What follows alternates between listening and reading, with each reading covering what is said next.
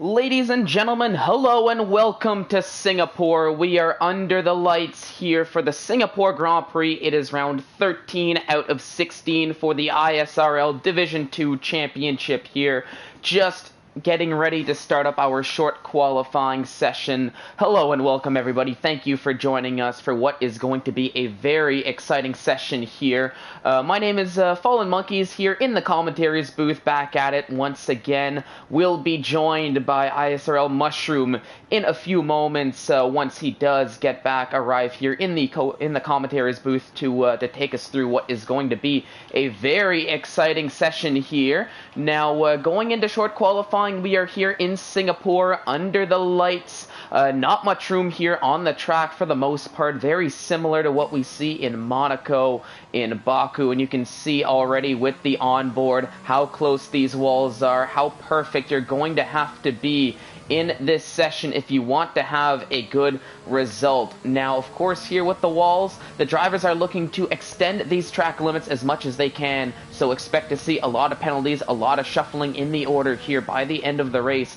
as drivers work to manage these track limits. And of course, the cleaner a driver can get around this circuit, the better it's going to be, both in terms of penalties and in terms of front wings. We know we're going to see a plethora of front wings here on the circuit. I would not be surprised one bit if that is the case.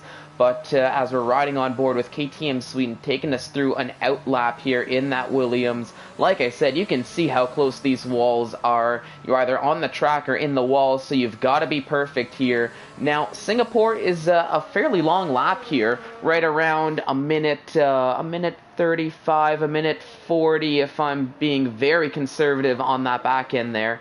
But expect with the amount of time it takes to do an outlap, an in-lap, and the flying lap, expect maybe not too many laps from the drivers here, contrarily to what we'd see in the likes of Austria, Canada, with those very short lap times. But it's going to be exciting nonetheless. Drivers are going to have to be that much more perfect.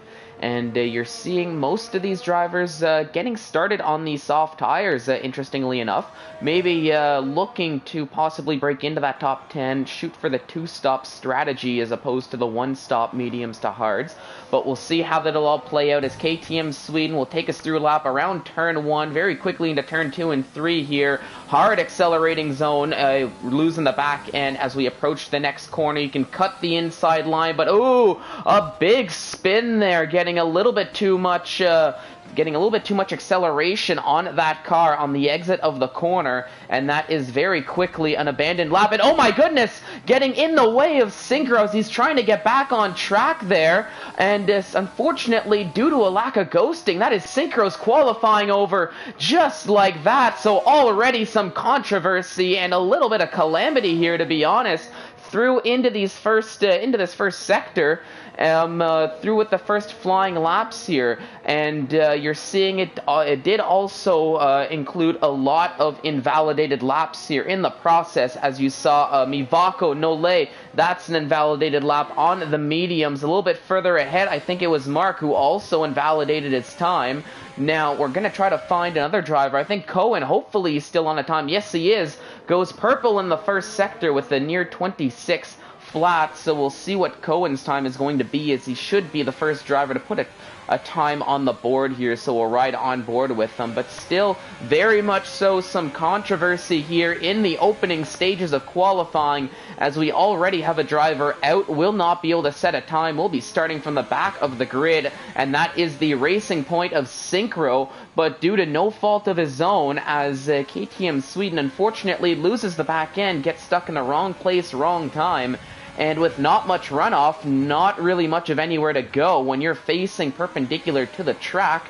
And Synchro, I think, just came around that corner and wasn't expecting to see a Williams parked on that apex, facing perpendicular to the track, like I mentioned. But we'll see what the stewards have to say about that after the race. But for the time being, we do press on, and that is a very interesting line from Cohen there. A little bit of a funky line, as I think he abandoned that lap and now getting started on his true flying lap on those soft tires, probably similar to some of the drivers we have seen further ahead. Now, I think Dark is about to finish a lap time here as he's going to come around the final corner. He's going to be on the medium tires and could be the first driver to set a time. What's it going to be? It's a 36th lap for Dark, as he takes provisional P1, but of course, as mentioned, the only driver yet to set a time. Welsh Maldonado, she's coming through Sector 2, and she's got a purple sector time here, so it's looking to be a pretty good lap for the Red Bull team. Mark is on an invalidated lap, so costly mistake there somewhere along the way. Lorenzo, he's set a purple first sector on those soft tires, so he's looking to be on a flyer right now, so we'll see what the time is going to be, a little bit more of a true pace that we can expect here in these later stages of qualifying once we start seeing more soft tire runners in this session. But 12 minutes to go. Welsh Maldonado takes a second off of Dark's time. It's or a couple tenths of a second, I should say. It's a 1:35.7 she set in that Red Bull, the provisional pole position on the medium tires. But with a couple other drivers on their flying laps right now, some of which have put on the faster soft tires, if these laps can stay valid, they should be in for a decent positioning here. As coming through around into Sector 3 now, very tricky section. You see that right there with Lorenzo as he just knocks the wall just a tiny little bit, and that knocks off a little bit of front wing. That's going to affect the downforce of that Ferrari car as he's going to come around the final few corners now. So it's still going to be a decent lap, I think, but remains to be what could have been, as lacking a tiny little bit of downforce on the exit. And you can see a 1:36.8. Maybe not a time respective of the pace Lorenzo has here with that mistake. Irish Nude Potato just starting a lap right now in the AlphaTauri on those medium tires, like it seems most are shooting for. Ephraim right around the same spot, letting, I think he actually let Nude Potato through, so definitely on an out lap. Laparta just came through Sector 1. He's on a flyer, it looks like, with a very fast Sector 1, but no time on the board just yet, as we only have 3 times here with still a little under 11 minutes to go. Welsh Maldonado heading the timing tables with that 1:35.7, but we'll see once more times fall on the board what the where the gaps are truly going to sit here come the end of qualifying. But we'll ride on board with Laparta for the time being. The Haas driver taking us through a flying lap here down at, right at the end of Sector 2. So 1:03.3 for Sector 2 time. It is purple, so looking to be relatively fast, but we'll see if he can keep that up through into the final sector now. Very technical, very difficult here in Sector 3. You've got to absolutely nail these corners and nail the exits, nail the entries, nail just about every single part of it, just like you want to nail the whole part of the track. But all that to say, Sector 3, very difficult through, but coming around the final corner, it's going to be fastest. It's a 1:35.5, so Laparta takes provisional pole position here now. Less than 10 minutes to go in qualifying. Lots of drivers out on laps right now. Michael Fierez on the mediums on a lap. Irish New Potato about to come around to finish his lap. I think these are the Renaults, and I heard a little something in the mic. Mushroom, are you back? Are you with us here? I am back and I am with you. So welcome. Welcome. We're in short qualifying now, 9.5 minutes to go. You missed a little bit of controversy. That was KTM Sweden very early on through into, I believe, turn 3, turn 4. The right-hander there lost the back end, and as Synchro came around that same corner, big contact. But other than that, fairly standard qualifying, Laparta on pole. So you saw the Division 3 race, so take us through, Mushroom. I'll leave you the microphone here for a little bit. What are some things, what should we be looking out for here for the remainder of qualifying and into the race? Well, the 2 races I've commentated this week have been Division 4 and Division 3. And what I've seen is it's a 2-stop strategy. If you qualify on the medium, there is a good chance you'll go from mediums, maybe carry them 11 to 10 laps into this race, onto a set of softs and onto a mediums, or you can go straight onto the hard and try and stretch them to the end. The problem with the hard strategy is that you struggle with tyres towards the end of the race, and the medium strategy can be quicker if you have the pace. As going forward though, looking at ISRL Noel going fastest on the soft, compared to Leperquet, who's only 3 tenths further back on the medium, I would say that would be advantage to the Haas driver in that respect, going forward, because the soft tyres aren't very good round here. They last maybe 5 to 7 laps, they die very quickly, the operating window is quite tight, and that front left really goes off round here, and it's hard to protect on all these tyres, but even more so on the soft. Weather is also something to watch. As a participant in Division 3, you will understand how quick that rain came on.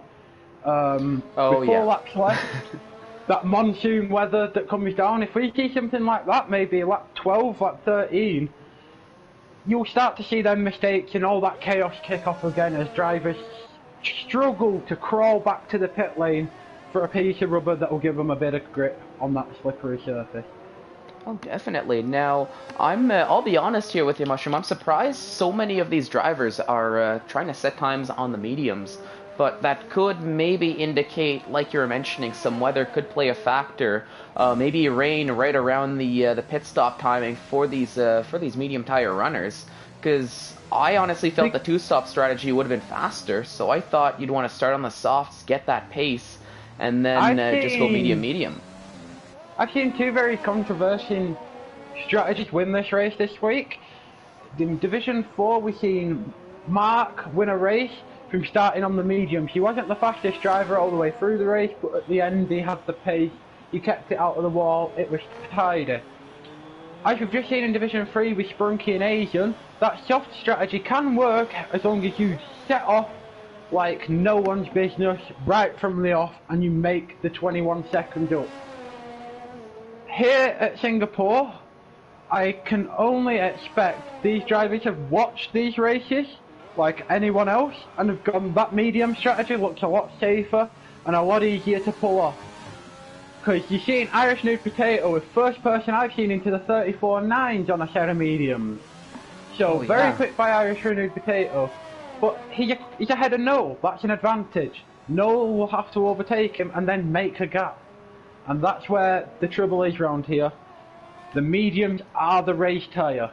The softs are a qualifying tyre. And it seems very strict, that set of rules round here, where other tracks the softs can do maybe 12 laps. Round here it's half that. And they go off in half of the time of that as well. Yeah, definitely. Now that you're mentioning it, it is true. I can't confirm. Maldonado must be happy with her time in 6th place. Must be committing to the medium tires, I think, with the 35.7. Retires out of qualifying, currently in P6, but maybe feels like that might have been the best possible lap.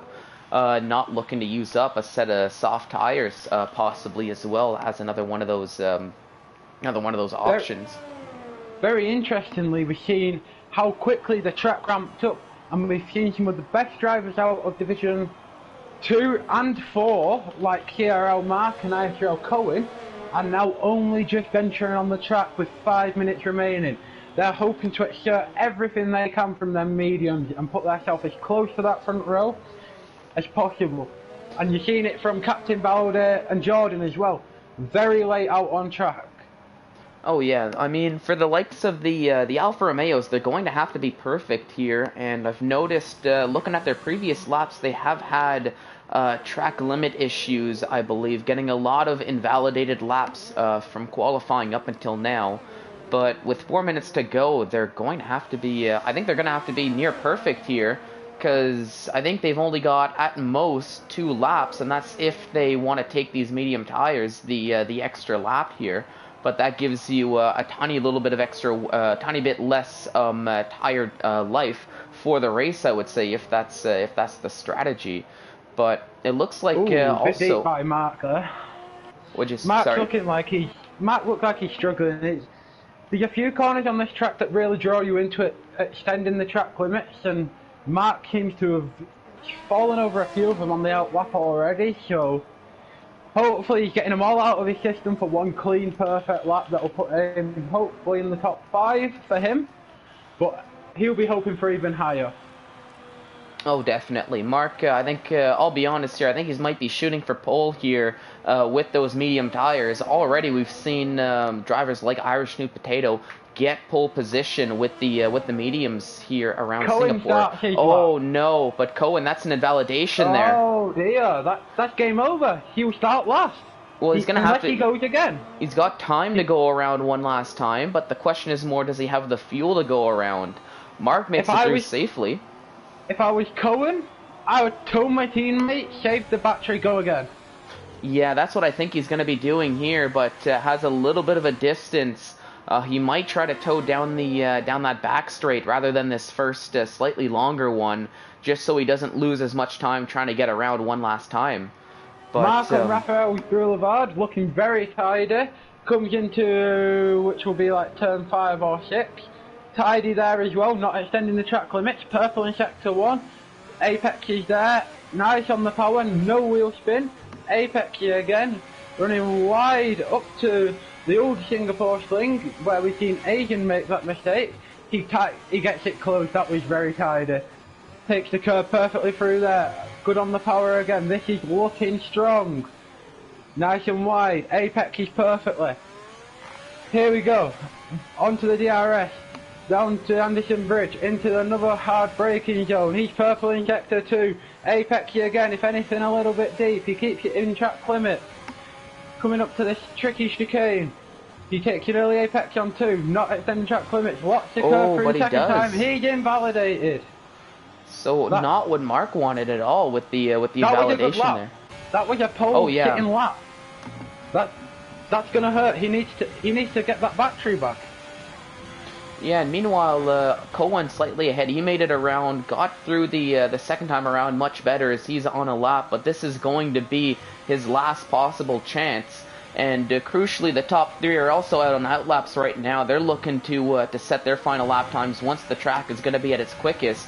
New Potato and Mivako both on the soft tires. Laparta, though, trying to set another lap on his medium tires. So this is going to be very interesting here for the end of qualifying, what everybody is going to do. But it is Cohen who's heading the way. But Krishna, he sets a 1:34.7. He goes fast this year with 45 seconds to go. I didn't even consider Krishna into this equation, but he's definitely got pace here around Singapore, as he's the new provisional pole sitter. But we'll see what Cohen's lap is going to be as he gets very close to the end of Sector 2. A very hard left-hander here as he's going to head down the DRS straight, and we'll get an idea of what the Sector 2 time is going to be. But Mushroom, any early predictions of who's going to get pole here? Or do you want to just let the drivers do the talking? If Cohen and Mark can string it together, I expect them in the top 5. But the pace I've seen from Irish New Potato and Krishna is remarkably quick. These are the first drivers we've seen into the 34s all weekend. All week, in fact. So, these have really come out and set the pace. ISRL Noel is there as well. But Cohen, only a 35.7 for his lap. So he's definitely on the mediums. On the mediums, but maybe not the cleanest lap. We'll see where his teammate puts himself. But no, we won't know, as that's an invalidation on the final corner. Cut a little bit too much, and no time on the board for Mark. That will be very disappointing for Mark. He's now got to pick his way through whatever fights will happen from 15th to 5th. Because the top 4 will get away really quite quickly and move off, and he's got a lot of fight, and this is going to be hard. But if he can keep his race pace where it was in Division 4, there is no reason he cannot be on this podium. Anything can happen. Oh yeah, Mivako, all the while, he went faster, but not fast enough to move up a position. He is 34.974, good enough for 4th. Irish New Potato was not out on track for a final lap. Sorry? I don't think he's on a lap. He was on a lap, but it's not a competitive one. Yeah, definitely not a competitive lap time, as he's going to stay P5. So Krishna, out of absolutely nowhere on those soft tires, I think he's going to be the pole sitter here. He's got now a little bit of a victory lap to take in. What an incredible lap that was. 8 thousandths ahead of Laperqua, who has done that on mediums. But that is a very quick lap. To do a 34 round here, you need respect and discipline for where you are racing.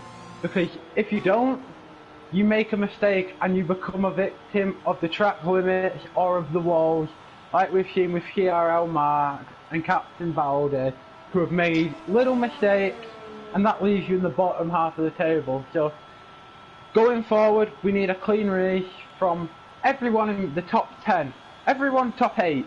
We're all within a second of each other, and that will make it a really close race. Oh yeah, but of course getting that clean race here around Singapore of all places is it's going to be a lot easier said than done. So very difficult track.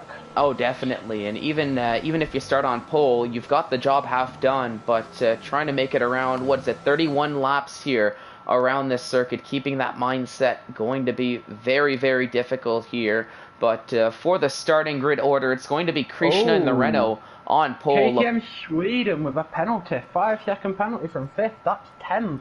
I think that was due to the incident with Synchro, as he qualified in 5th, but I think going to be falling down to 10th. New Potato Nole are going to be ahead in 3rd and 4th, El Biku in 6th, D-Morts in 7th, Welsh Maldonado in 8th, Cohen in 9th, Ephraim running out the top 10, Dark in 11th, Lorenzo 12th, Jordan 13th, Captain Blade in 14th, Synchro rounding out the top 15 with Mark last on the grid with no time on the board. But Synchro, I think, still not happy after getting caught up in that incident. He probably feels that 5 grid place penalty is not nearly enough.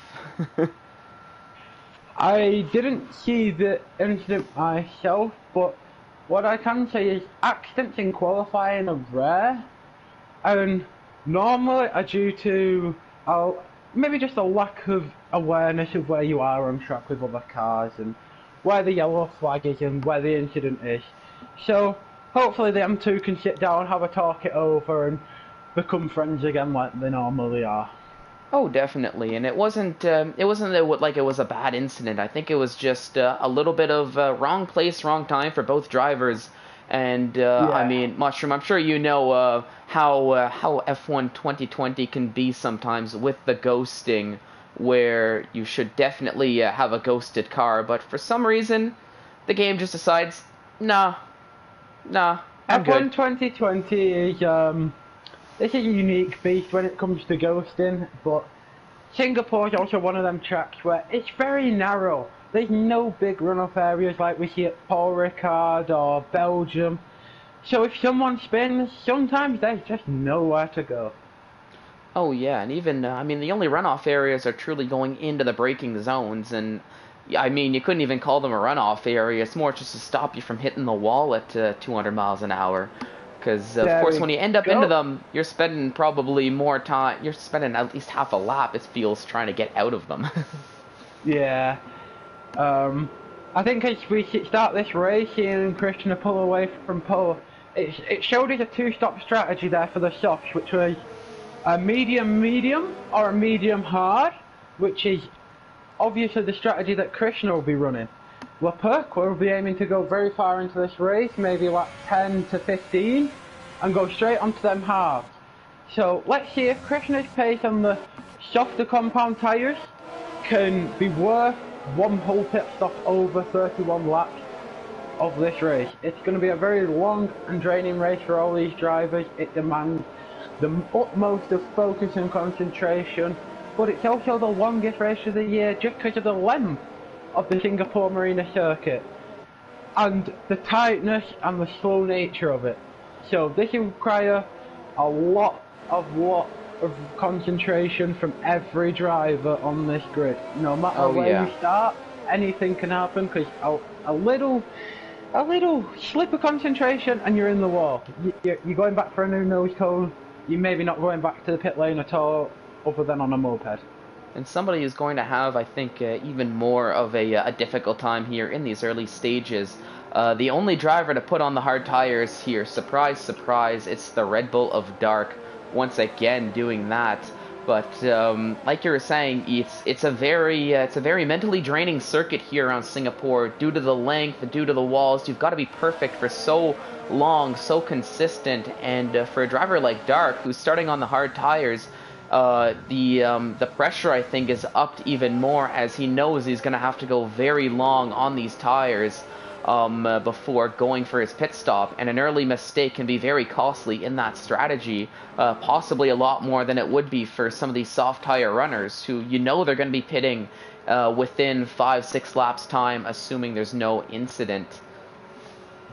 Right, as we see Krishna pulling up, let's just see how Krishna and Leclerc get off the line. Because as you can see on Krishna's steering wheel now, as you ride on board, his front two tyres are at 90 degrees, he's back to our 85. Leclerc is slightly lower on the mediums. So, are we going to see an amazing launch from the slower tyres and on the dirty side of the grid, or are we going to see a good launch from the softer tyres on the grippier side of the grid? This all comes down to driver's reaction. Yeah, we'll keep an eye out on that, as we will find out shortly here. 31 laps around the Singapore Grand Prix, up to 4 lights, 5 red lights. They're off. We are racing here, and as far as the starts are concerned, it's looking to be just about an even start. But look at Mivako Nole with that start, trying to go down the inside here into turn 1. Laparta falling down into third, and there's Michael Fierez Elbiku trying around the outside here. Laparta really not getting the start he was hoping for, as already losing out at some positions as we're battling it out here in the midfield. Nearly 3 wide around that corner. The two Alfa Romeos put each other in the pit wall. Oh no! It's very chaotic at the back here.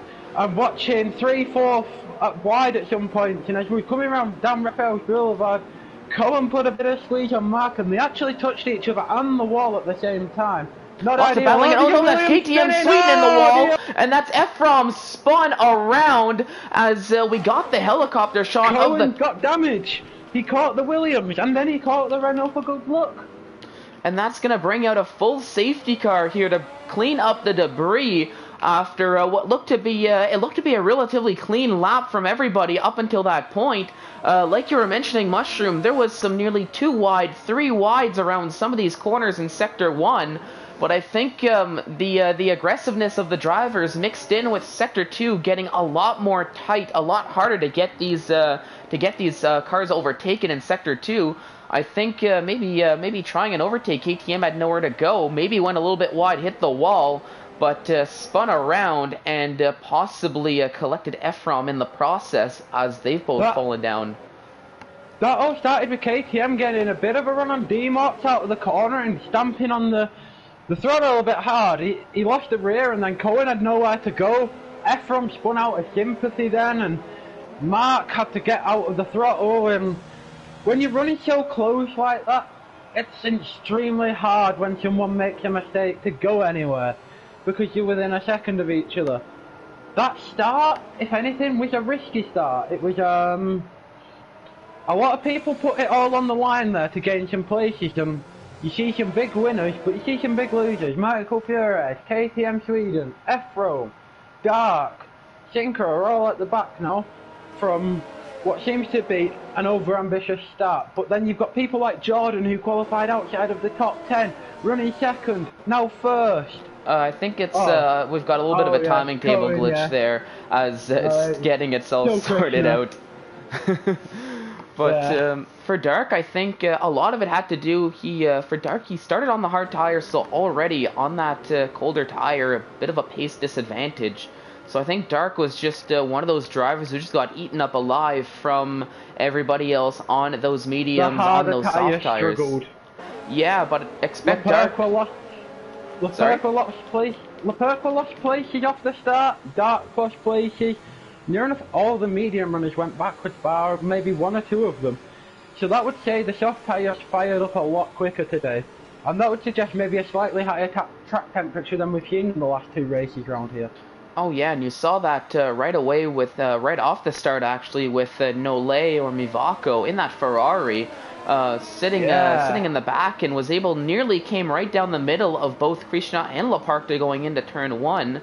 But Krishna in the lead just had the better line through the first corner, was able to extend that gap. But Laparta with those mediums, maybe a little bit harder to get the tire temperature into them, and just was caught flat-footed off of the into turn 1 the softs had the better traction, and now Mivako finds himself in P2 and essentially staring down that rear diffuser of Krishna, as they might be able to go racing, I don't think at the end of this lap, hopefully at the end of next lap, as everybody should be caught up by the end of lap 3. Now we see Mivako pitting. No, actually. Oh, no. A little bit of a fake out, I think. Yeah. I think this is where experience will come in now. Mivako is a 2-3 season runner of Division 2. He's won multiple races, multiple pole positions. He's comfortable in this situation. Krishna is leading the race with a very experienced Ferrari behind him on equal tyres. Experience and calm personas are going to win today, because if you can withstand the pressure and defend around here, you'll be rewarded massively, just as Fernando Alonso was in the 2008 crash gate, even though he had some help from a helpful little teammate. Oh yeah, but not to take anything away from Krishna though, because I'll be honest, Krishna's shown a lot of pace here in Division 2 as of late. A very talented driver. Oh yeah, very talented, and I think he's really finding his footing in that Renault now through into this back half of the season. He's already got a win under his belt, so you know, at least he doesn't have, he's used to this position, but like you said, he's been here before. Pardon? He's been here before, he's led races, he's won races. His start to ISRL was difficult. I think it was maybe a start to league racing for him.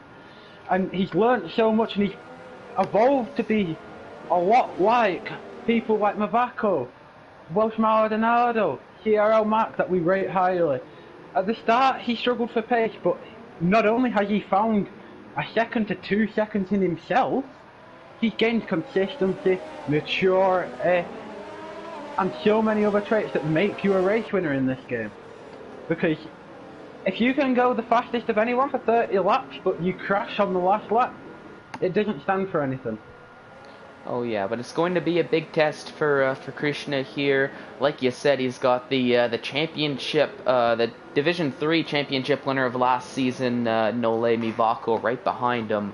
And with the safety car coming in this lap, it's going to be the first one of the first big challenges for Krishna here this race, other than I would say the start.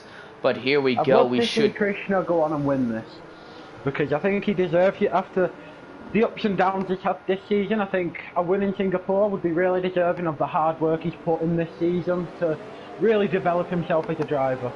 There we go. Bold prediction from Mushroom here on the end of lap 3. Oh, but a big spin. A commentator's curse indeed, I should say. I am so oh, there's a Red Bull as well. Oh dear, oh dear. Oh no, and what happened there? That's Dark getting involved, as I think similar issues, struggling to get heat into those tires. But that's only going to bring out a yellow flag, as we're going to continue racing for lap 4. Mark already right up behind Demorts. Round. Oh my goodness, more yellow flags here, as that's Ephraim, I think, struggling. Laparta up into P2, he's got Nude Potato behind him, but only sees Mivako and Track ahead of him here, so close. But I think we're going to settle down through into Sector 2. Not much overtaking zones here in this sector, unless there's a mistake. But already so much action going on in the early stages of this Grand Prix. Only 4 laps in, for crying out loud. And we've seen safety cars, spins, incidents, you name it. We've seen it here so far. I would like to put an extended apology out to Krishna for the commentator's curse there, because that was rough. I literally just said I wanted him to win the race, and then that happened. I feel really bad still. Oh, it happens to the best of us here. But I don't think I've seen it ever happen that quickly. But I know I myself have very much so jinxed my fair share of drivers, which is also why I tend to shy away from predictions now, because I don't like to throw anybody possibly under the bus there. Yeah, but I think I've learned a lesson there. There we go. Lesson 1 in commentating: don't shout out drivers. But for Krishna, he's going to have. He still has a lot of time here. Irish Nude Potato is now pressuring Laperqua. As well as both Maldonado there as well, just watching carefully in the Red Bull. So I think Welsh Maldonado is going for a more conservative approach to this, and maybe going to see if Irish Nude Potato makes the hole in the parting, if you like, for that second place. It's getting very close though between. This is going to be the best place to do it here. Ooh.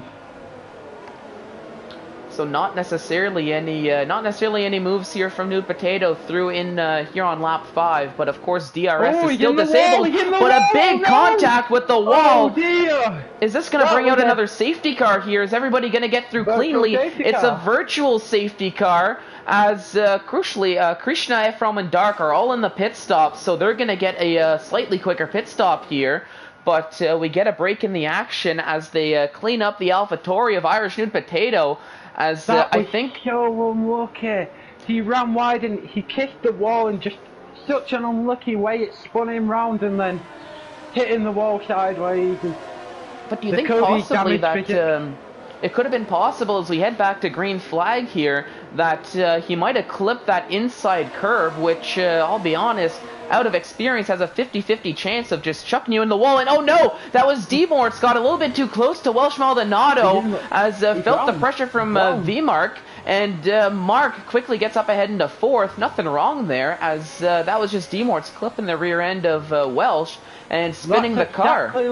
That was exactly what I meant by Welsh Maldonado playing a conservative game. She was far enough back that when Irish Nude Potato came across his bad luck and D-Mots just had a little bit of a mistake there, she's not affected. It leaves her in 3rd place now. She didn't qualify that high. It was only 9th or something.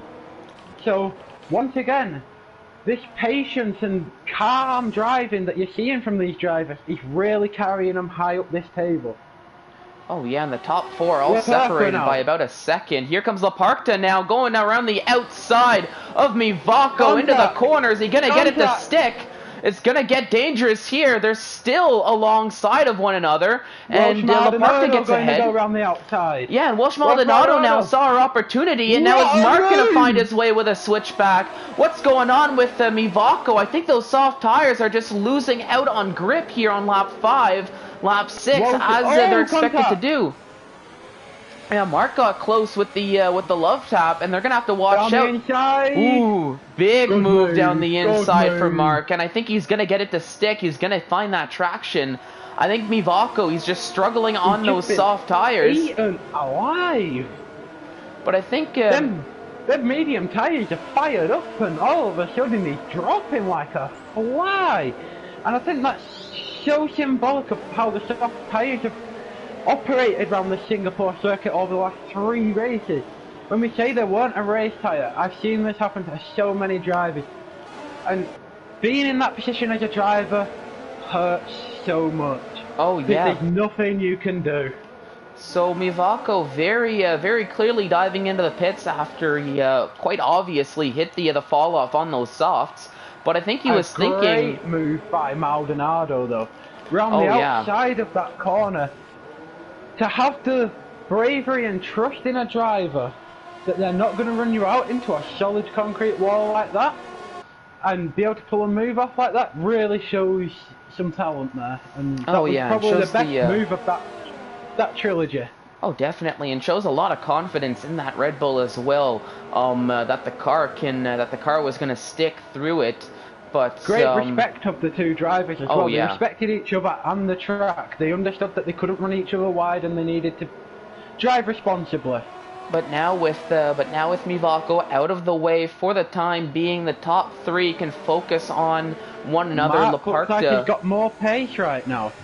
Mark's on the back of Maldonado, looking like he's ready to put a bit of pressure and maybe make that move. He's right up now on the gearbox. He's got a chance into this corner. Is Laperqua only pulling away because of Mark now?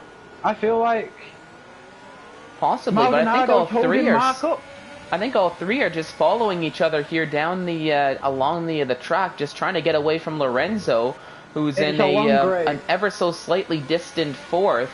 but Synchro still putting pressure on Jordan. It looks like a little bit further back, but yeah, I think the top three, they're trying to get away of the rest of the field. Maybe get this battle involved, just the three of them there. Laparta, though, doing a decent job, I feel, maybe trying to put on a little bit of, trying to get away as much as he can. Up to 0.6 of a second is the gap now here on lap 8. But not much ERS to work with, though, for Laparta. Welsh Maldonado, though, meanwhile, has half a tank just about of battery to work with.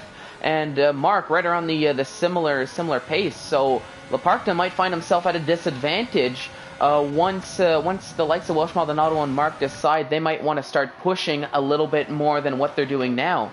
But here comes Synchro now. Looks really turned on. Oh, but Synchro tried to go around the outside of Jordan there. A slight, tiny little bit of contact as they hit the corner. I don't think there was anything wrong with that, but Synchro finds himself in 5th, and Jordan falls down into P6 now. As I can see him weaving, he might not be too happy about that move Synchro did. But just going to have to keep his head down, try to push right back, and see if he can snag it right back from him. The top three within a second of each other now. This is really showing how Maldonado and Mark have really got a little bit of extra pace. Maybe only 0.2 a lap, but it's showing that their cars are now looking really alive, and Leclerc was looking like he's struggling. Mark almost pushing Maldonado through this last sector. Yeah, I think Mark is really coming into... In the next lap, we're going to see something happen. Oh, I would not be surprised. I think Mark is really coming into those medium tires now, really starting to hit that sweet spot. And it's showing... that rhythm's there. Yeah, and it's absolutely showing with how close he's getting. But a minor setback coming through the final corner, I think, with that dirty air in the quick acceleration zone, I think, setting him back. But very quickly closes right back up going into turns 1 and 2, and we'll see if he can maybe get a move done here down this straight with DRS. But Welsh Maldonado, meanwhile, is going to have it as well, as she's going to try to go and make a move on Laparta. We might see a move for the lead here, actually. Oh, Laparta putting that car right in the middle of the track.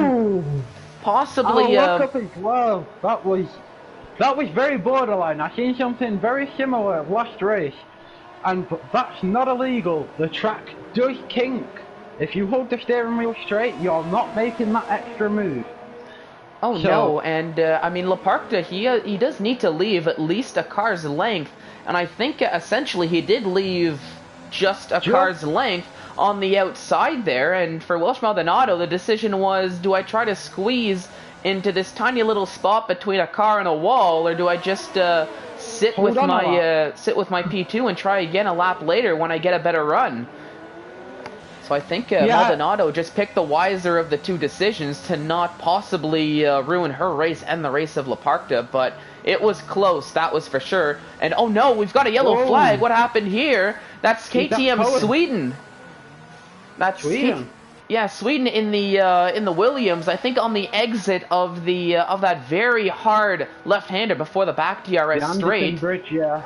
Just right after the bridge, just put a little bit too much, a little bit too much acceleration on that car, and maybe just spun out. Closing in again, back within 4/10 through turn 1 and 2. Nice apex on 3, trying to keep it calm now. Will Leclerc will go for the same defensive move. I've seen always Rick do it a few times before. It is perfectly legal, although slightly sketchy. Yep, and I think that might just open the door, force Maldonado. She learned this time around to go down the outside. Let's see if the traction is going to stick. It looks like it will. They're going to go side by side now through into turn 4. They stay out of the wall, but look at Mark now as he's going to try to go around the outside, follow along. Tiny little bit of contact there. So Mark is able to get past just about, as yes, now in second, Laparta in third, with a crazy string of events. These top 3. He's on fire. Absolutely here. She takes the lead of the race in Singapore, but for how long? As these top 3, I think they're just going to be battling it out, duking it side by side for what should hopefully be the remaining 21 laps of this race, as this is getting really good. But I think for Leparc, it might have only been a matter of time, as he is going to have to conserve a little bit of battery, maybe conserve a tiny little bit of fuel here, while the other two can hopefully battle it out. But now Mark finds himself at a big advantage here, at least in the battery department ERS, as he's got half a tank sitting in the back. Welsh Maldonado down to around 20-25%, as I think she used a lot of it in that battle with Leparc, who's still trying to keep up, but falling back a tiny little bit. Welsh Maldonado's really doing that Red Bull justice. 2 Daniel Ricciardo-esque moves. Very risky, showing the lads that if you hang it round the outside with enough confidence, it will go. And this is twice today she's done that, and she's shown a very experienced driver that going round the outside is not going to phase her. Yeah, but it's one thing to attack, another to defend, and very quickly now, a lap later, Mark finds himself in the lead of the race. Maldonado tries to stick with them, but Mark just has a little bit of a better exit. It gets that better line through the next corner. I think that was turn 4, and Mark didn't now... fight it too hard. Yeah, Mark... Welsh Maldo didn't fight it too hard, because Mark does look like he's got a lot more pace right now. But she'll be aiming just to stick within that second, get that DRS, and tow away from Leparc. Oh yeah, and she knows this isn't the race right now. No, but I think 11, you're not going to win. Maldonado might also looking to be conserving just a little bit of battery with the help of the sticking with Mark if she can. Leparc may be in a bit of a slightly similar strategy, but he's very quickly fallen out of DRS range of the top 2. So Leparc losing out on a tiny little bit of pace. I'll be honest, right around lap 11 is when the medium tires start to hit that first cliff, I would say. So I would expect to see these initial medium tire runners maybe start to lose out on just a tiny little bit of traction here. Now, and she pit. Maldonado came through that last chicane, and she had a handful of oversteer followed by a handful of understeer. And as a driver around a track like this, that kills the front tyres, and that's what you want around here. And I think that was an educated decision to go onto the hard. Oh yeah. It's banging the pit stop window like we've seen. So. And that shows the commitment to the one stop. Yeah, and that's the commitment to the one stop now here too. As comes out in 9th, but is going to have about 18 laps, I guess, 19 laps to regain that gap, and a few pit stops that are going to help in the process from drivers ahead of her. Right, this will be interesting now. But if we look at the gap to the leader, will Mark have enough pace now to keep that 28-second gap at 28 seconds? And can he extend this stint a little bit longer to give him better tyres towards the end? Well, you saw something? Yeah, it was a driver locking up and going a bit deep into a corner. It looked like he was about to nose the wall in a bit of a Monaco style, but... Oh, just made it around in time. Yeah, it looked like it could have been a tricky situation. Okay. Yeah, but I think just looking at the tire strategy, at least with Mark, who's, I mean, Maldonado's on these, the fresh hard tires. They do take a couple laps to really get into that operating window. So I would expect Maldonado to be maybe a little bit slower than normal here for the first few laps. But for Mark, those mediums are going to start hitting that fall-off area very shortly, I think. So he's going to be going around for one more lap as the safety car, I think, helped... Lorenzo pit, synchro goes around again. So now, this is showing Leparc and Lorenzo are going to now react to Welsh Maldonado. Lorenzo has a 5-second penalty for speeding in the pit lane, not what he would have wanted in our race today where he was fighting for the top 5. No, definitely not here, but we'll see how this is all going to play out. As with Mark and Synchro staying out, we'll see whereabouts they're going to fall, or if they're going to, we'll see if they're going to lose time or gain time to everybody who took their pit stops. Maybe going to be coming out stuck in traffic with one another here once they do come out of the pits, but we'll see. Okay, that was Ephraim diving into the pits as he and Dark almost had a battle. Dark really stuck on a recovery drive now after his early lap 1 pit stop after the getting caught up into the incidents, I think.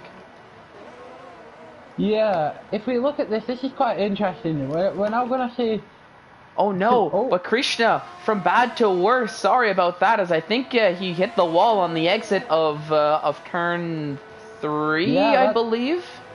And that's going to he's be a got damage, long and I way think he around. knows that as well. He's letting cars go. He's got quite a severe missing half of the front wing there.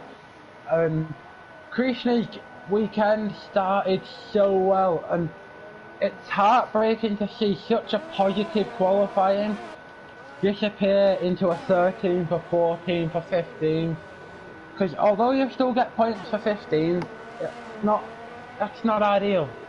No, definitely not after the strong Mark qualifying that Krishna had. Yep, Mark is taking his pit stop now here as he went a little bit longer, and now let's see where the likes of, I'm riding with Cohen. Welsh Maldonado behind now, about to come around the final corner. We'll ride on board, and we'll see where Mark comes out in comparison. It's going to be Mark's close. Moving again.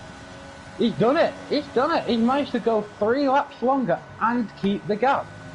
So very much so, but albeit only just, as look at how close Welsh Maldonado is once it's all said and done here, about half a second behind. So essentially, it's right around the same gap as it was maybe once these pit stops started.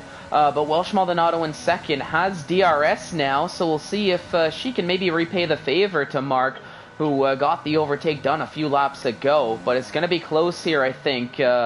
Leading into the end of the race, as these two are going to be battling, I think, all the way to the end on these hard tires. Yeah, if I was ISRL Cohen now, I'd try and pull away with these two fighting and try and extend into maybe passing Mavako. But if you look at how Welsh Maldonado is sat within a second of Mark, if they're going to want to fight at the end, they're going to have to leave a gap between themselves, because the dirty air will kill them tyres over the next 15, 16, 17 laps that they've got to continue. Oh yeah, but crucially though, at least to help them out a little bit, they do have Laparta, who's behind, but now since Laparta, he was battling for the lead, battling for P2, P3 net, as I think El Biku got ahead of Synchro. Synchro's taking his pit stop. Laparta now 4 seconds behind the likes of Welsh Maldonado, and crucially, Mark looks to be gaining a tiny little bit of time too with those slightly fresher hard tires. When I'm looking at these gaps, Welsh Maldonado no DRS down the start-finish straight. It didn't look like, so Mark I think is maybe feeling a tiny little bit more comfortable on those hard tires than Welsh Maldonado and Laparta. Cohen's now within less than half a second of Mavako, who's about 7 seconds off Michael Fury. So are we going to see Cohen now overtake Mavako and lead the Alfa Romeo train? Are we going to see Mark also pass Mavako and then quickly get on the back of Cohen and make it very obvious to his teammate that he is the de facto leader of this race and that's his position? I'll have to see. So I think Cohen, his plan right now is let's get past Mivako and hope that Mark can get by him too. Then they can just sort that out amongst teammates rather than have to sort that out while stuck behind the Ferrari. And of course Cohen, I think he's committing to the 2-stop. He and Mivako, he and Nole, they're running that same strategy. So Cohen is definitely going to want to keep up. I don't think he's going to want to give up that position to Mark, knowing that Mark is going to be going to the end of the race not on that same strategy. Plus Cohen's on the quicker tire too with those mediums, so we'll have to see how this is all going to play out as Mark, though, going to be important. He's catching up at a rate of knots, already just a second behind. I don't think he's going to have DRS, but you saw Cohen, I think it was, go way wide on the exit of the final corner, and that's not going to help all that much either, I think, for him. No, you see Mavako there is now the cork in the bottle now. You've got Cohen needing to pass, but more importantly, you've got Mark on the back of Cohen. Then just 2 seconds, 3 seconds further down the road, you've got Welsh Maldonado. If this battle continues for any longer, Leclerc will get there. This is now going to be race deciding fight. Mavako is doing everything correctly. putting that Ferrari in the right place of the track. You've seen it off the Anderson Bridge on the DRS straight, which is, I think, number 3 on the lap. Oh yeah, and Cohen, He riding pulled on... over very early. He stops that slipstream. He doesn't want Cohen passing him, but he's also holding up Cohen. He's bringing Welsh Maldonado back into this fight. And look at and his teammate Lorenzo.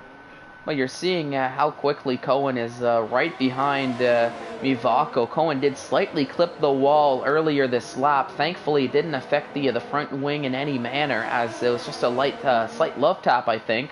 But still, like you were saying, Mushroom, props to Mivako, props to Nole for putting that car in just about every right position he can to stop Cohen from getting by.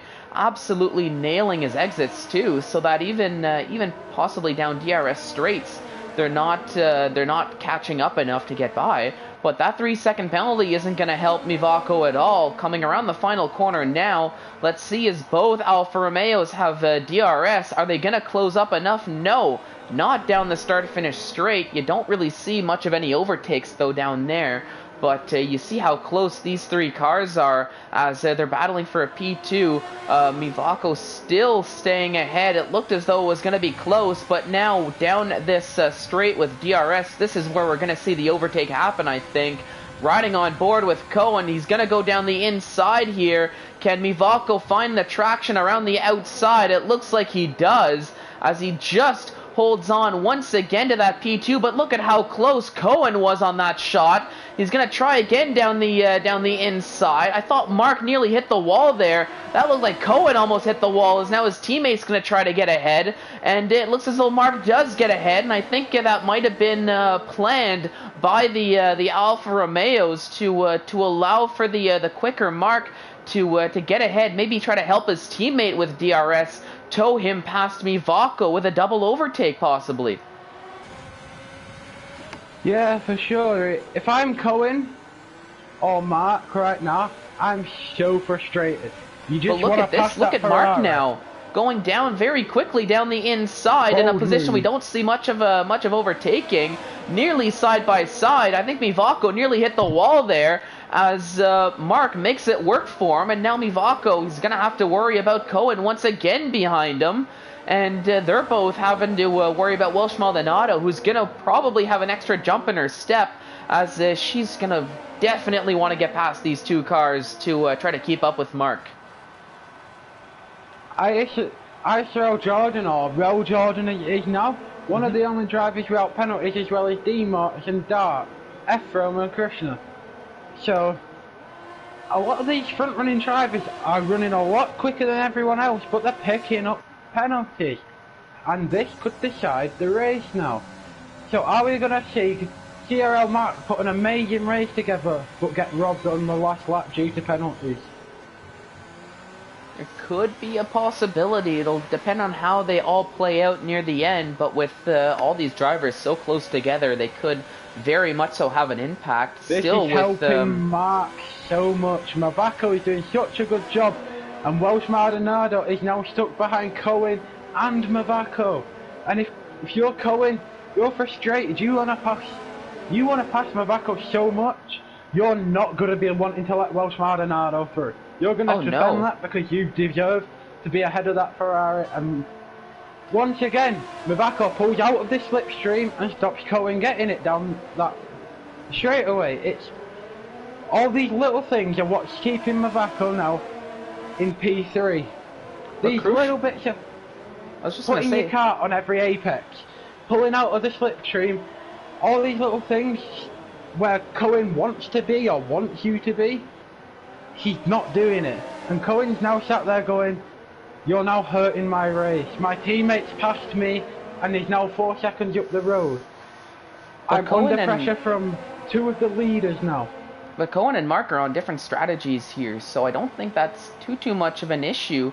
Welsh Maldonado, I think, is probably even more frustrated in that Red Bull, as if she needed to keep up with Mark. We've got a yellow flag. I think that's Captain Blade, who's he hit the inside wall like Asian. He's sideways, looks like very much stuck in a bad position here, trying to get back on track. But Are we no gonna see a safety car. I don't think so. I think that's just a very heavily damaged front wing. Now, Mivako and Cohen, I think, were battling it out while all that happened. They're going side by side into this corner, 2x2 here, as Laparkta and Welsh Maldonado are having a battle. Oh. Come on, helicopter, show us both, as Cohen finally gets ahead of Mivako. It looks like Laparkta found some extra pace and he gets ahead. But this is going to get very, very dicey here, as Cohen does find himself ahead. Now Mivako, who's possibly eaten alive. There goes Laparkta down the inside. Welsh Maldonado lurking in the shadows. They all have DRS, it seems, here, as it's going to be a drag race into this next corner. Very close here. They all nail it. Captain Bowditch in the wall again. Just not what you want to have happen. But Laparkta finds himself ahead of Mivako. Welsh Maldonado still close behind there, as that initial battle's been sorted out. Captain Blade might get involved here as a ghosted car if this group of 4 drivers catches up.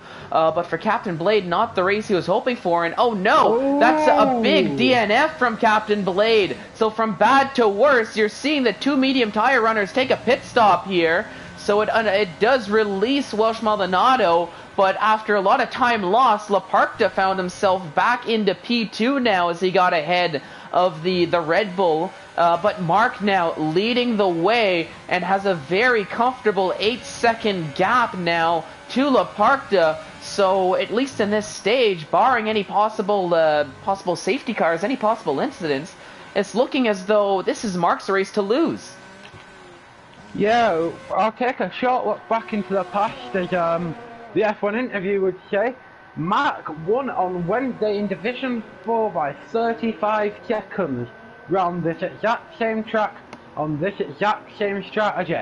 Are we going to see another huge win by Mark to stamp his dominance as being a Singapore Meister? Very much a chance for him to pull this off, as he's got 7.8 seconds to Laparkta for this. And he's pulling away. Yeah, but crucially though, the one wild card I do always need to mention, it's Singapore at the end of the day.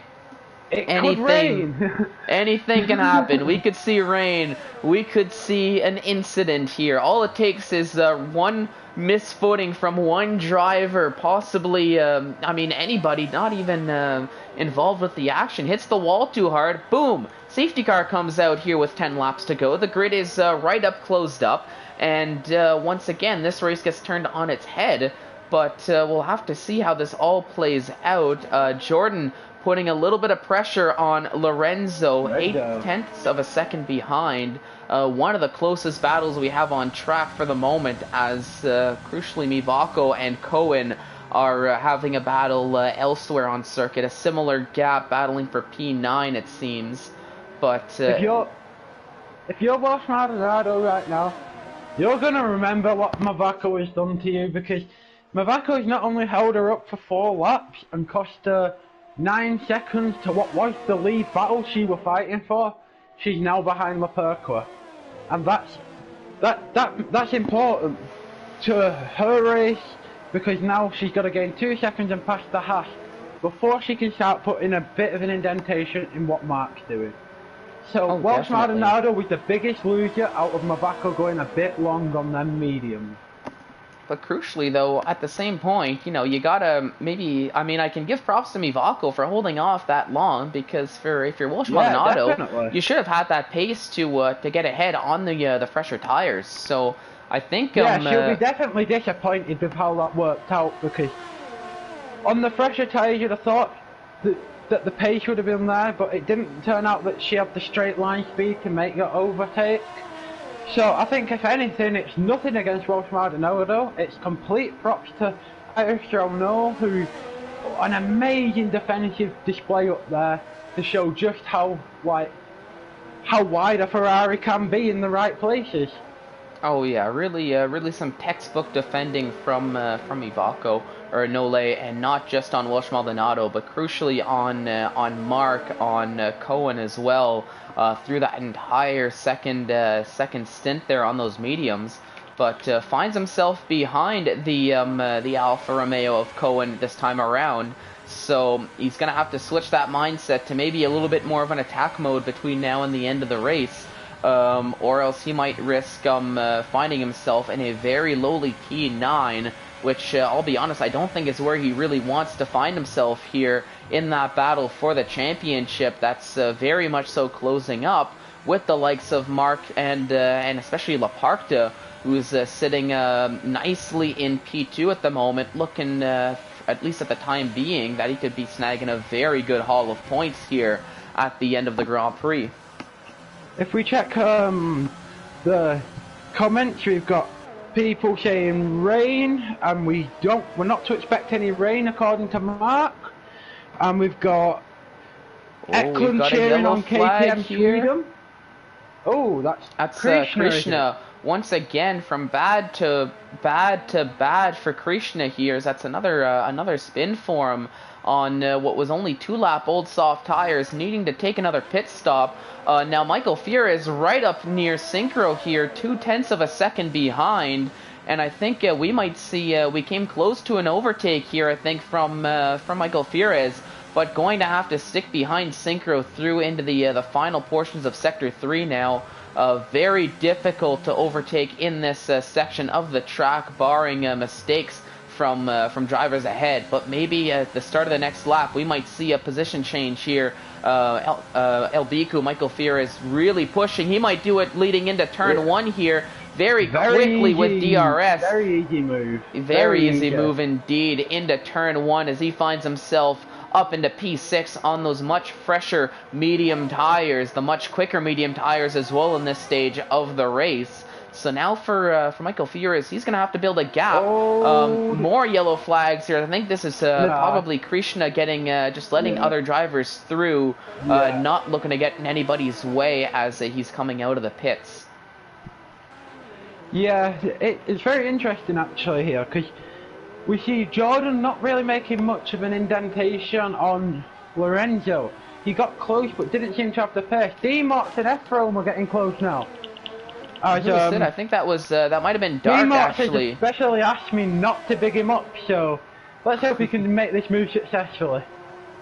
We'll take a look. D-Mort's still putting a lot of pressure on F-Rome with those fresher tires, but wasn't able to get enough to overtake into the at the end of the DRS straight, I should be saying. So still stuck in 12th. Looking to close up. Dark is taking a pit stop. He's putting on his soft tires for what should be his last pit stop here of the race. But the laps are dwindling down. Lap 24 out of 31. 6 laps to go in this Grand Prix. Oh no! D-Mort's getting a little... I think seeing that move possibly happening down that straight, trying to get on the power, and a little bit too quickly, not up the gears quick enough. And that is... got no damage. Yes, he can make thankfully. His time back. Thankfully, he has no damage, but unfortunately, it's a lot of time lost. But crucially, right as that's happening, Michael Fear is on those mediums. He's getting ahead. Cohen is taking a pit stop. I have no idea why Cohen's taking a pit stop here, and he's retiring from the session. Leaving a lot of points on the table is Cohen, and we might have to ask Mark possibly here in the if we have time for post-race interviews, as Michael Fierez gets ahead of Jordan as he finds himself up into P5 now. So Michael Fierez having a very solid race. Krishna, I'm not as surprised because he really wasn't having a great race, but still points being left on the table from these two drivers with the retirements. Either which way, everyone was guaranteed points. I can understand it from Krishna. He's had a rough day. If I was him, I'd just take 2 days just to get out of F1 and chill out, and come back next week with a real good step in your foot, because you had the pace, you had the speed. It just didn't come together, and it wasn't your weekend. It was bitterly unlucky. For Cohen, I'm a bit surprised. I'm not really sure why you give up good points. He must have either been caught up into maybe I don't know, maybe clipped a driver, or possibly hit the wall with a broken front wing, and maybe just wasn't ready to take that 8-second pit stop this late in the race. A little bit of a controversial decision from Cohen. Michael Fures now on Lorenzo. He's flying. Yeah, really making that two-stop work is Michael Fures with those 4-lap old medium tires and putting them to work here as he's trying to overtake. That's I think Demort's in Sector 3 maybe having a bit of a moment there. Mivako with another time second penalty as he's coming around. But crucially, Synchro right on Jordan. He's going to go down the inside now going into this corner, and it looks as though he is going to get the move to stick. So Jordan really losing pace on those hards.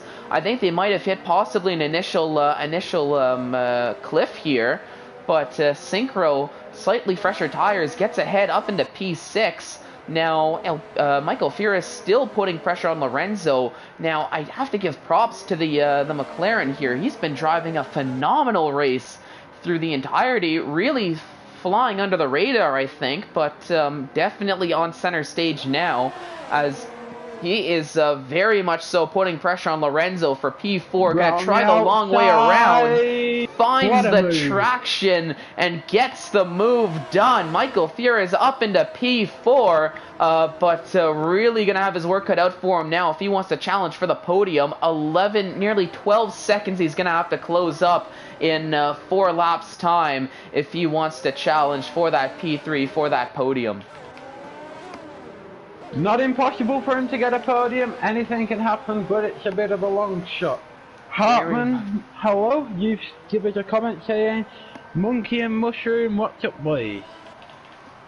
Hey, so what's thank up? you to all our viewers viewing today. I know it's not been the most exciting of races, but we have had some spectacular moves from people like Michael Fures just then, Welsh Maldonado, CL Mark, Synchro.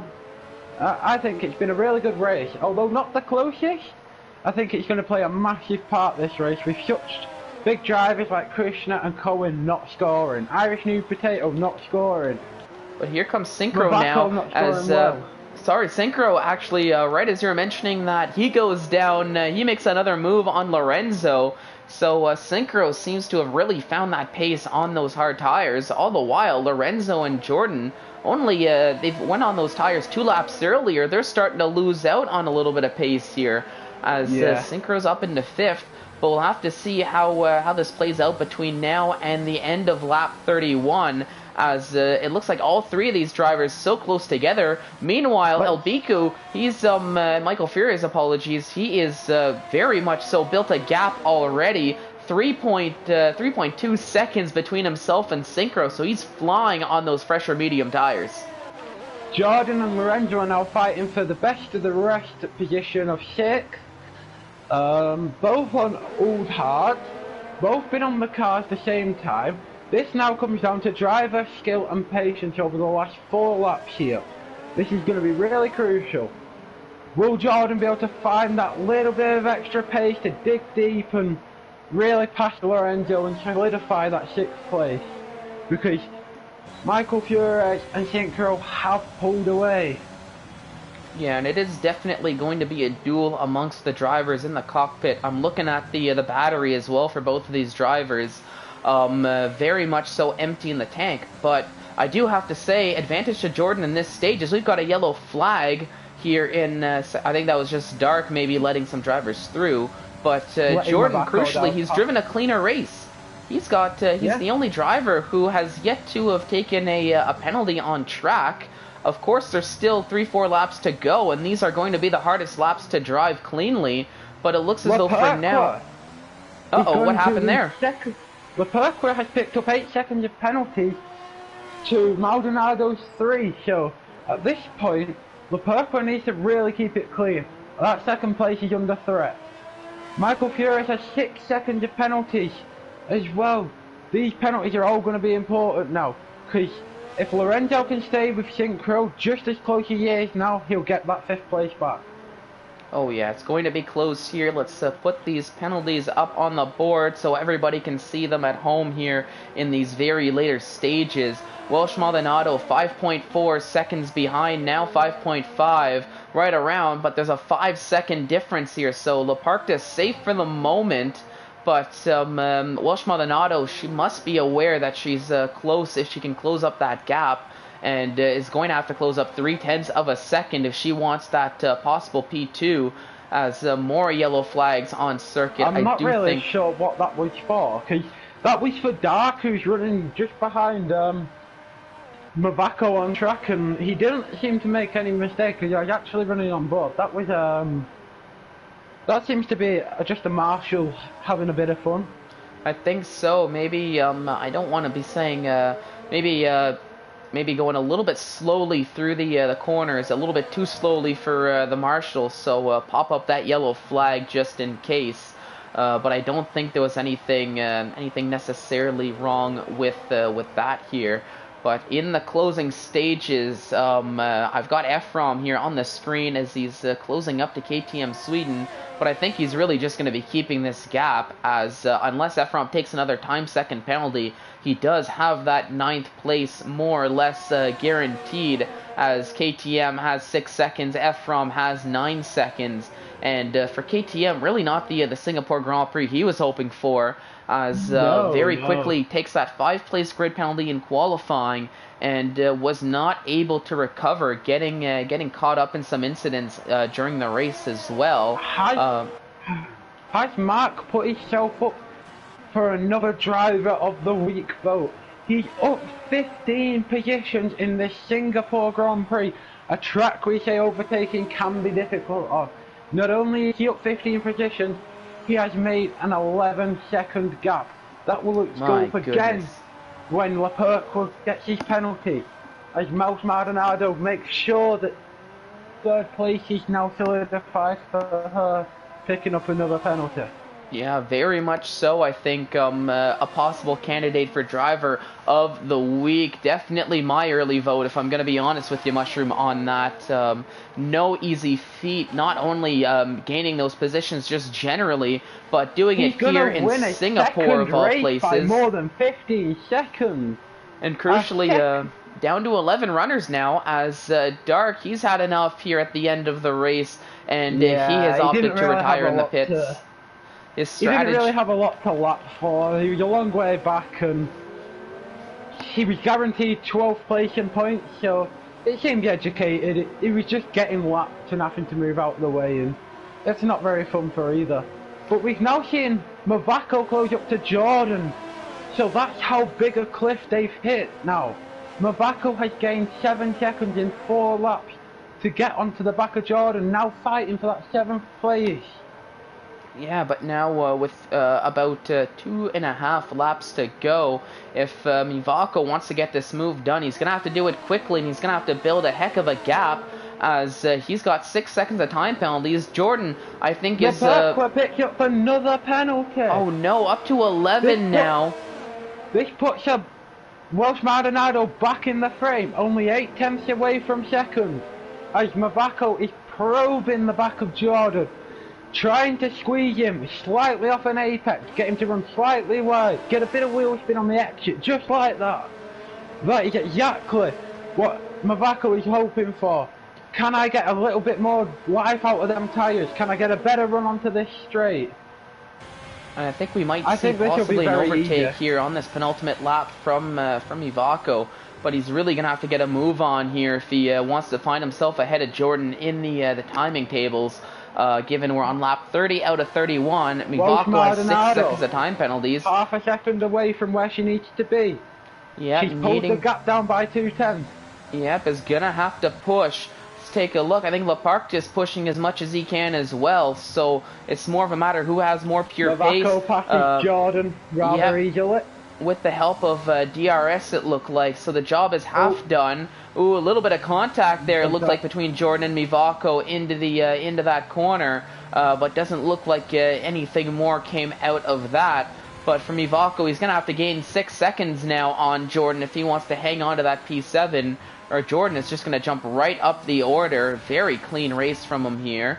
But Welsh Maldonado, a lap to close up 6. Yeah, but Welsh Maldonado, I don't know if it's going to be enough. TRL Mark is going to win a second race this week by more than 20 seconds. Me, as a driver that has raced in ISRL, with a grid as quick as Welsh Maldonado, that is something that is dream work. Like, CRL Mark would have been sleeping last night hoping for this race precisely. 12 seconds and he's overtaken 15 people to get there. Like, I can't give this guy enough love for the performance he's put in this week in Singapore. It has been nothing more than incredible. Oh yeah, very much so. A textbook race from Mark, as we'll give him a little bit of love here on the screen, give him a little bit of screen time here as he's coming around through Sector 2 on that final lap. Has absolutely been untouched here from anybody, finding that pace, pulling off the strategy to perfection, and very much so, unless of a absolutely devastating mistake here in the final sector. I think he's all but guaranteed this, but we'll see. Lap 31 out of 31 of the Singapore Grand Prix. Mark can almost breathe easy as he's only got a few corners to go. 13 seconds on track and 9 seconds to come as well. He's going to be 22 seconds up the road, half a minute nearly. And crucially, though, in that battle for P2, I think Welsh Maldonado, unfortunately, as Mark takes the victory, but Welsh Maldonado has just fallen off the pace here on the final lap. That gap has grown. Laparta, I think, might just be safe with that P2 as he's coming around the final corner. He crosses the line now. Let's see where that puts Welsh Maldonado. Lorenzo might lose the place to know for 6. He's might just here. He's going to lose it anyway on penalties, but I wonder. Mavako's one of these drivers. He loves to do it on track. He hates winning on penalties. He likes to do the overtake and say, yeah, I did it on track, I didn't need help. Oh, there's been a big smash on the pit straight. Yeah, that was, I think, Welsh Maldonado crossing the line in style, I guess I should say. KTM Sweden has had a tough race. A long way back from anyone, but comes home for P9. Yeah, still snags a P9. So solid. Who had a difficult first lap, comes home for P10. And D-March, who has had a lonely race for the last few laps, has come on for P11, which is not bad at all. I think all of these drivers deserve a round of applause because this track is notoriously long and hard. And for people like Ephraim and D-March who only made one mistake, that even deserves a good result because, like, it's so hard to not make more than 1, 2, 3 mistakes because you get close to the wall, it throws you off, and then you hit it, and it can spiral really quickly around tracks like this. So all of them drivers have put a phenomenal performance out there. Yeah, very much so. Congratulations to the drivers, and also, as we'll see on the screen, congratulations to the podium there. Very well deserved around a track like Singapore. Once again, props to Mark for taking the victory here around the Singapore Grand Prix in a very dominant fashion. But I'm looking at the time, and I think we might have to skip out on the interviews here as we're about 2 minutes to race time for Division 1. So I think we'll have to take us through the order and then just say our final words before we end off the stream here.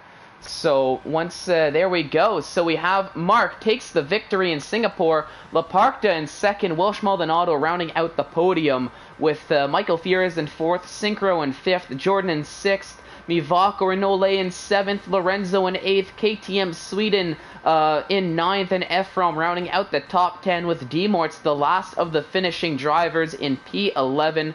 Dark Cohen, Krishna, Captain Blade, Irish Newt Potato, all finishing the race a little bit early, will not be scoring points, but that is the order for what was a very eventful Singapore Grand Prix. Now, Mushroom, any final words before we cap off the stream here for the Division 2 race? I'd like to say thank you for having me on as commentary for the second time today. It's a massive pleasure to be here on ISRL, and I'd also like to say a special well done to Mark because once again, he's blown my mind of what I thought was possible around the streets of Singapore. Yep, and there we go. Thank you, Mushroom, for joining us here in the booth. We were very happy to have you here for Division 3 and Division 2. But for those who are sad, the racing action is over. Don't go anywhere. In what could be just a few minutes' time, we'll have Division 1 as they take their turn around Singapore. Definitely not going to want to miss that. But until next week here, that is going to do it for the stream for the Division 2 Championship. I've been Fallen Monkeys on behalf of Mushroom and everybody here at ISRL Esports. Thank you so much for watching, and have yourselves a fantastic evening.